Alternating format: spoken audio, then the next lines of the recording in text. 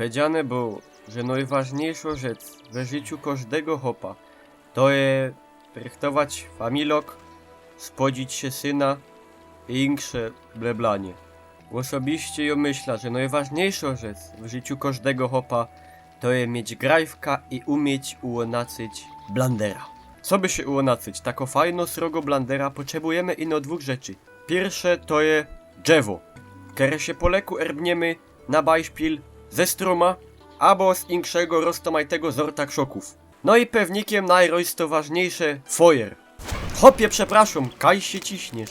Kiedy mamy już te drzewo ciepnięte sam na zol, styknie ino z tego fojera się ułonacyć, urychtować tako fajno flama i ciepnąć, puć dziołcha, kaj się ryjesz, i ciepnąć na te drzewo.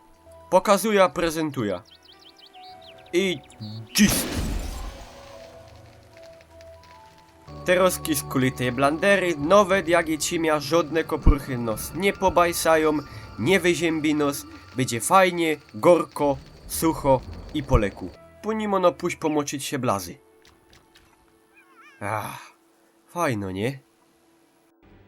Pięknie, kurwa. Pięknie.